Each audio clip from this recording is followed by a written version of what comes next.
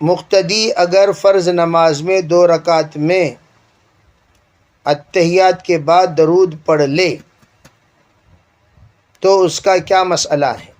دیکھو، میں نے آپ کو تراویح کے درمیان ایک مسئلہ بتایا تھا، مقتدی کی غلطیاں یہ نماز پر کوئی اثر نہیں کرتی۔ مقتدی اگر امام کے پیچھے ہیں تو امام کے پیچھے اگر ہم سے کوئی غلطی ہو جائے اس کا نماز پر کوئی اثر نہیں ہوگا۔ کون سی غلطیاں؟ وہ غلطیاں جو ہم بھول سے کر دیں، جیسے درود شریف پڑھ لیے بھول سے، اس کا اثر نماز پر نہیں ہوگا، نماز ہو جائے گی۔ اگر انفرادی طور پر پڑھتے تو سجدہ سہو کرنا تھا، لیکن آپ مقتدی ہیں، امام کے پیچھے ہیں، تو اس لیے آپ کی غلطی معاف ہے۔ امام صاحب اس غلطی کو اللہ تک نہ پہنچنے کا ذریعہ بن جاتے ہیں، یعنی درگزر کے ذریعہ بن گئے ہیں۔ تو امام صاحب کی غلطی مقتدیوں کی غلطی ہوگی، مقتدیوں کی غلطی امام صاحب کی غلطی نہیں ہوگی۔ تو اس لیے مقتدی سے اگر یہ غلطی ہو گئی تو ایسے موقع پر نماز میں کوئی فرق نہیں پڑتا۔ اسی طرح اگر کوئی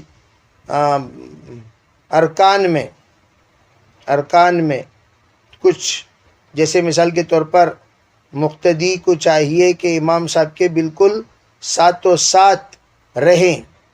اگر کوئی مقتدی امام صاحب رکوع میں جانے کے بعد اتنی دیر میں رکوع میں گئے کہ ان کے رکوع میں جاتے ہی، یعنی مقتدی کے رکوع میں جاتے ہی امام صاحب رکوع سے اٹھ گئے، ایک سبحان اللہ کے برابر بھی دونوں کے درمیان اتحاد نہیں ہوا تو نماز نہیں ہوگی۔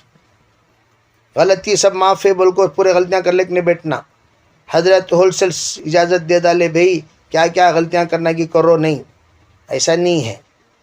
بعض ایسی غلطیاں جس سے نماز نہیں ہوتی، وہ کون سی غلطی؟ جیسے مثال کے طور پر امام صاحب سجدے میں گئے نہیں، ہمیں سجدے میں چلے گئے، امام صاحب سجدے سے اٹھے نہیں، ہم سجدے سے اٹھ گئے، یا اتنی دیر سے ہم سجدے میں گئے، امام صاحب سجدے سے اٹھ گئے، دونوں کے درمیان توافق نہیں ہوا، یعنی ایک سبحان اللہ کے برابر بھی دونوں ساتھ نہیں رہے تو نماز ہی نہیں ہوگی۔ تو وہ رکعت دہرانا پڑے گا، وہ رکعت دہرانی ہوگی جو رکعت آپ نے جلد بازی میں ختم کر لی، یعنی پڑھ لیے ہیں، وہ رکعت کو آپ کو امام صاحب کے سلام کے بعد کھڑے ہو کر پورا کرنا ہوگا۔